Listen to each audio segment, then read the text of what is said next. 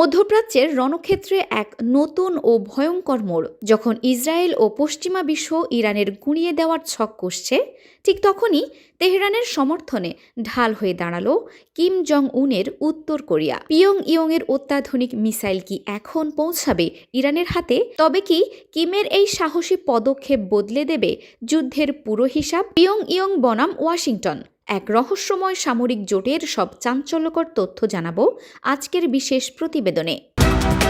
দর্শক, সম্প্রতি ইরান এবং উত্তর কোরিয়ার উচ্চ পর্যায়ের সামরিক প্রতিনিধিদের মধ্যে একটি অত্যন্ত গুরুত্বপূর্ণ বৈঠক সম্পন্ন হয়েছে। আন্তর্জাতিক গোয়েন্দা সংস্থাগুলোর ধারণা, ইরানকে কেবল মৌখিক সমর্থন নয়, বরং অত্যাধুনিক মিসাইল টেকনোলজি এবং ড্রোন প্রতিরক্ষা ব্যবস্থা দিয়ে সাহায্য করতে যাচ্ছে উত্তর কোরিয়া। দুই দেশেরই প্রধান শত্রু হলো আমেরিকা। পিয়ংইয়ং মনে করে, ইরানকে সামরিকভাবে শক্তিশালী করা মানেই মধ্যপ্রাচ্যে মার্কিন আধিপত্য খর্ব করা। কিম জং উন এখন এই সুযোগটাই কাজে লাগাচ্ছেন।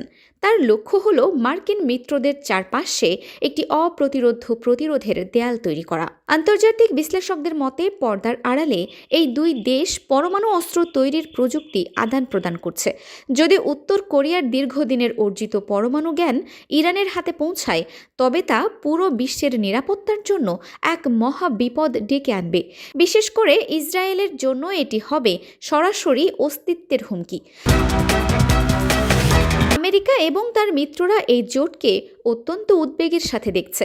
ওয়াশিংটন ইতিমধ্যে হুঁশিয়ারি দিয়েছে যে এই দুই দেশের সামরিক লেনদেন কোনোভাবেই মেনে নেওয়া হবে না।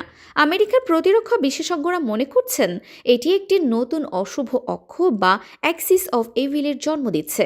পিয়ংইয়ং বনাম তেহরানের এই ঘনিষ্ঠতা কেবল কি পশ্চিমা বিশ্বকে চাপে রাখার কৌশল, নাকি সত্যিই কিম জং উন ইরানের হয়ে সরাসরি ময়দানে নামবেন? যদি উত্তর কোরিয়ার হাইপারসনিক মিসাইল ইরানের সামরিক ভাণ্ডারে যুক্ত হয়, তবে মধ্যপ্রাচ্যে আমেরিকার উপস্থিতি চরম ঝুঁকির মুখে পড়বে। ট্রাম্প প্রশাসন বা হোয়াইট হাউসের জন্য এটি এখন এক বিশাল বড় চ্যালেঞ্জ। ইরান এবং উত্তর কোরিয়ার এই ক্রমবর্ধমান ঘনিষ্ঠতা কি নতুন কোনো যুদ্ধের দামামা বাজাচ্ছে, নাকি এটি কেবল কূটনৈতিক গেম? আপনার কি মনে হয়, কিম জং উনের এই পদক্ষেপ কি মধ্যপ্রাচ্যের যুদ্ধের হিসাব বদলে দেবে? কমেন্ট বক্সে আপনার মূল্যবান মতামত জানান।